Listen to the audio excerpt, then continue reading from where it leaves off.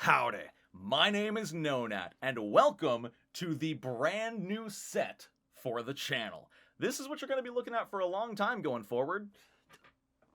I'm gonna clean it up, but I have officially moved to the Pacific Northwest. I am enjoying my time here. It's been great, but it is time to hunker down and get to work. And what better way to get to work than by covering the brand new post Paizo put on their blog this past Wednesday, going over all of the secret previews for the Champion class coming out in Player Core 2.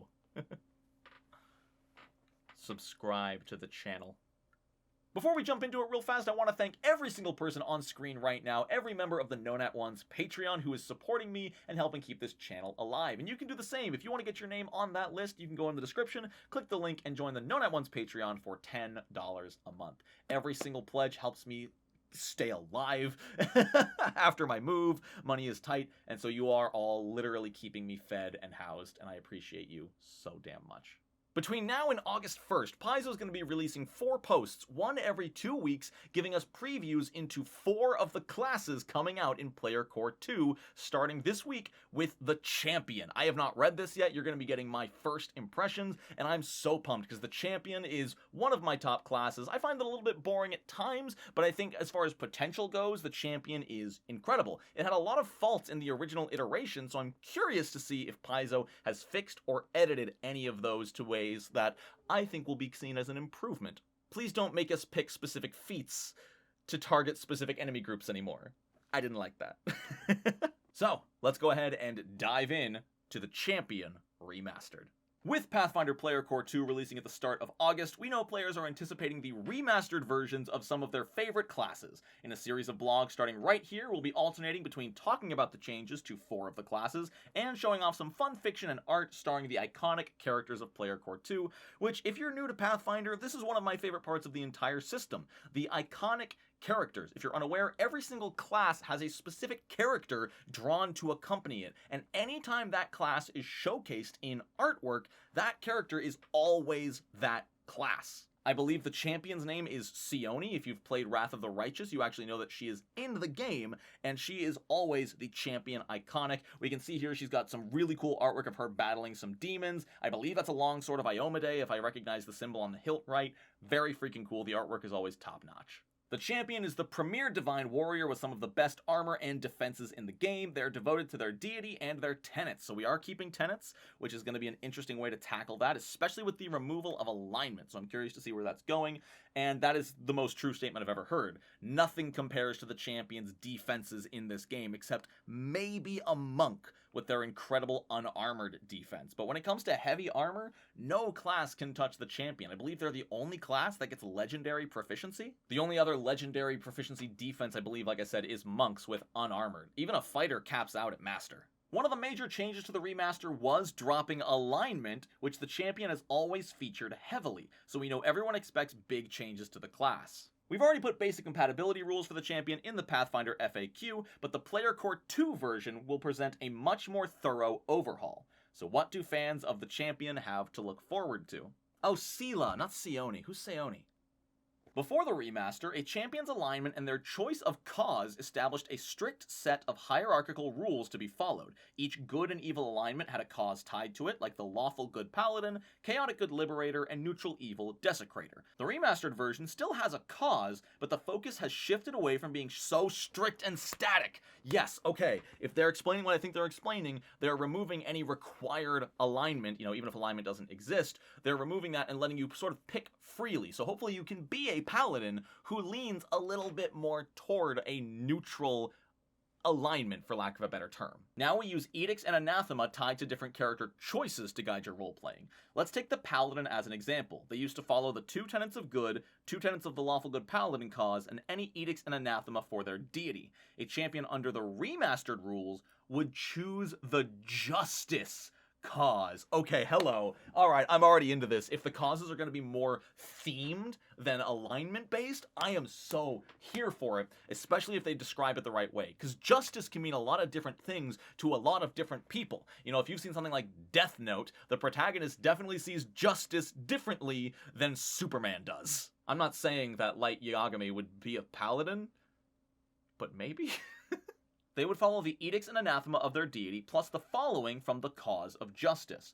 Follow the law, respect legitimate authorities or leadership. That's fair. I think you can play someone who is more chaotic, more ends justify the means, while still respecting the law. Now you don't have to say, I'm lawful good, I follow the rules, but now you can play a paladin who finds loopholes, who gets away with things. A chaotic good, quote-unquote, aligned paladin might still follow the law, but find those loopholes to not technically break the law, but get the end they're looking for. You know what I'm saying? The anathema is to take advantage of another or cheat. Yeah, I think that is absolutely fair. Those go against the cause of justice, and there's still a lot more room to play around with a character based around justice versus playing around a character based around a lawful goody two-shoes. More emphasis on edicts rather than an unbendable code loosens some of the restrictions on the role-playing to allow more well-rounded, nuanced characters. There's a better balance of should-nots instead of must-nots. Y'all, this is why I love Paizo as a company. Obviously, they're incredible, they make amazing artwork and games, and their representation and everything is fantastic, but they listen to the players, even for things like that. People have been complaining about how restrictive the champion class feels since the game released. And I think at first, Paizo was under the impression that this restriction can lead to an interesting character development. Putting restrictions on a character's choices can lead to cool story beats. But most people do really want that open-endedness to customize their character, to be a paladin of something they truly believe in, rather than being forced to be a paladin who follows all the rules. The champion can optionally choose a sanctification, just like clerics. This is where you can choose to be holy or unholy, which is amazing. That means you can be like an unholy paladin of justice, I think. I hope that's a possibility, depending on your deity of choice. Champions can choose sanctification based on their deity, though unholy sanctification is an uncommon option. That makes sense, so your GM has full right to say, hey, you can't play an unholy champion in my game, it just wouldn't mesh with the main story, which is totally fair. The uncommon trait exists for a reason. It gives GMs an official way to say, no, I'd rather you didn't, without feeling like a jerk for saying so. Each sanctification gives you another edict and anathema, so if you do sanctify yourself, you have a little bit more restriction on what you should and shouldn't do, and getting to add the holy and unholy trait to all of your strikes, that's freaking awesome. If you know you're going to be in a campaign fighting demons and devils and undead, then sanctifying your paladin to be holy, meaning all of your strikes trigger any potential holy weakness, that's incredible. That's a really cool character choice, y'all. Some, but not all, champion causes require a certain sanctification. Interesting. Justice does not, so you can be sort of an unsanctified justice paladin, or a holy paladin, or an unholy paladin. It looks like it's your choice completely. The player core 2 causes are justice, liberation, and obedience. Okay, those are not sanctified. You can be holy, unholy, or neutral of any of those three. Unholy champions are desecration and iniquity. I don't even know what that word means. Immoral. What's the one word that defines your character? Grossly. And holy champions have redemption and grandeur? What is a grandeur cause champion? What does that mean? Oh my god, I'm so freaking excited. That sounds like, I don't know, maybe more focused on being like pompous and talking your way through things even as a champion. I have no idea. Or like reveling in success in some way. I have never been more excited to see a new champion remaster than I have been right now. That is so many causes. That's so many subclasses to be in one book. That's what? 1, 2, 3, 4, 5, 6, 7 subclasses in one book for the champion. Yo! If you're already playing a champion and want to update them to the new options, you'll probably be able to keep the core of that character, though you can always shake things up with the new grandeur cause based on the brilliant splendor of Celestials. I should have just kept reading. They were about to answer my question. Oh my god! So all of the other causes sound like they're going to be just interpretations of the 6 we already knew. The 3 good and the 3 evil from the core rulebook and wherever the evil ones came from. I don't even remember which book that was. Secrets of Magic? I don't think so. So this one sounds like it might be like light-based, like emitting bright, blinding lights, maybe weakening demons in like an aura around you because it's like celestial light. I can't wait to read that! The class has seen a huge number of other changes we think will make it more satisfying to play, so here's the short version. Ooh, what do you got for me, Paizo? You now have a defined champion's aura for your reactions, aura feats, and other abilities. Oh, that's so much easier! Rather than always saying, like, if a creature attacks an ally and is within reach of your melee attack, and you are there and they're both within reach, then you can use your reaction if they take damage. Rather than saying that, it's just if the target and your enemy are both within your champion's aura. That's so much easier. The Divine Ally ability has been changed to Blessing of the Devoted, and the mount has moved to a first level feat. You can instead choose the Blessed Swiftness option to move faster whether you're mounted or not. Am I reading this right, that champions now have a class feature that just gives them more movement speed? If that's what that means, that's amazing. Elf champions just became hyper mobile, like a swashbuckler. Feats saw a ton of change. Good. Champions really struggled in the feat department, like the new Defensive Advance feat and updated structure for Mercy. Mercy was weird. I never knew anybody in this game who took the Mercy feats. They basically augmented your lay on hands, so I'm curious how they're going to update that.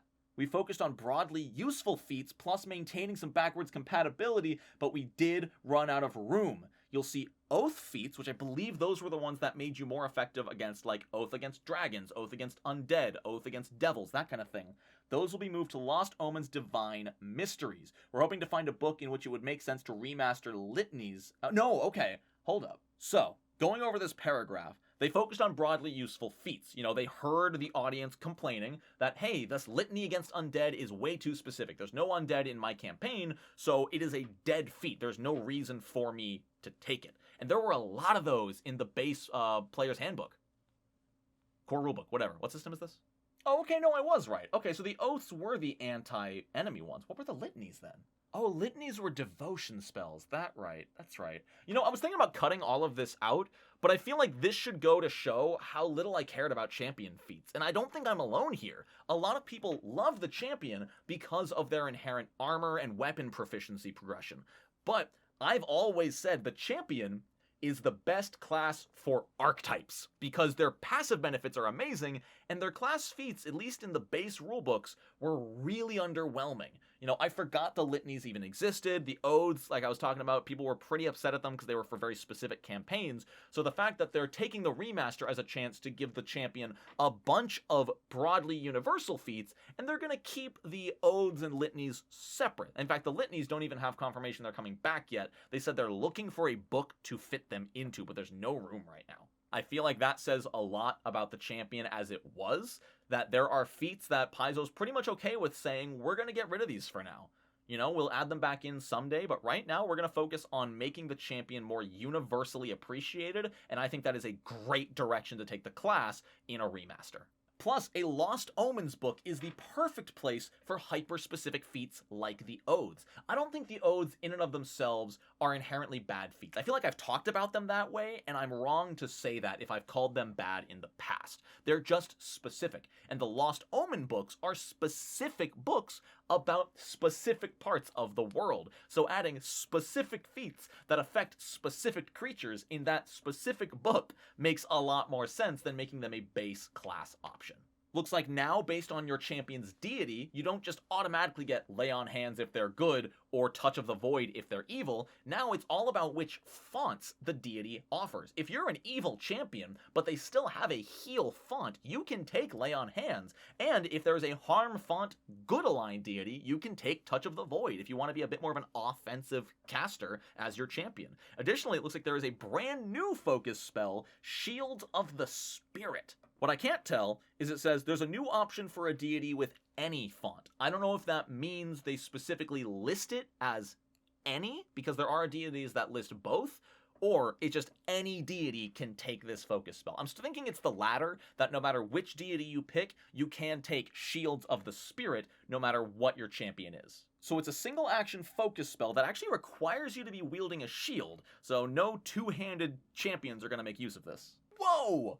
So for one action and a focus point, you raise your shield. And as long as that shield is raised, or until the start of your next turn, whichever comes first, All allies within your champion's aura get +1 to armor class, and if they ever, no, not even if they take damage, if an enemy attacks the ally in your aura, that enemy takes a D4 spirit damage. They don't even have to hit. If they miss all 3 attacks against your ally, that's 3d4 damage. That's amazing. And it's not even melee. I don't know if that's going to get eroded or something, but if there's an enemy 150 feet away with a crossbow and they shoot your ally while you have Shields of the Spirit up, that crossbowman takes 1d4 spirit damage. No saving throw. That's amazing. What?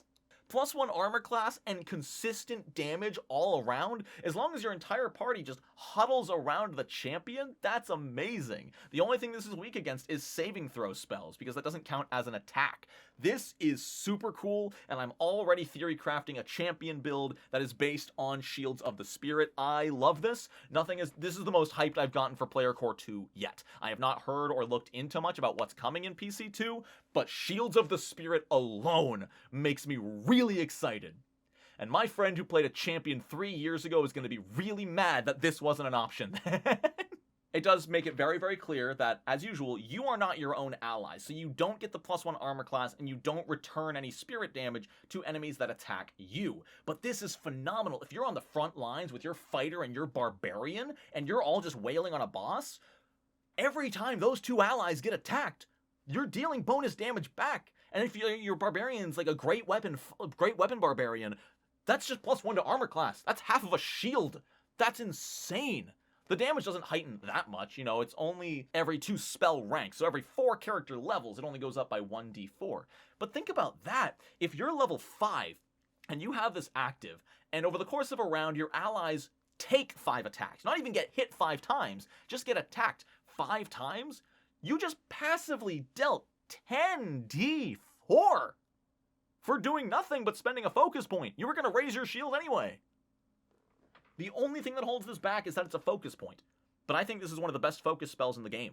I'm already going to say that. I'm going to make that claim right now. The fact that there's no saving throw and it triggers the damage if the enemy misses, you can't beat that. But there you have it. That's just a sneak peek into what we're getting out of the champion. In this one book, we're getting a new focus spell and 7 subclasses. Sure, 6 of them are just rewrites of the originals, but the Grandeur subclass is going to be brand new. I adore that Paizo is taking this opportunity as a remaster to include brand new content. You're not just buying the exact same game again. You are getting new content, you're getting updated content, and more than all of that, you are getting refined content. Content that has been out for 4 years now. The team has analyzed, released new content, seen how it all interacts with their monsters and new monsters and old monsters, and updating it to make sure it all flows as smoothly as possible. But I want to hear what you think in the comments below. How pumped are you for this? Are you excited for the champion class? Have you all been like me and sort of overlooked the champion class for 4 years?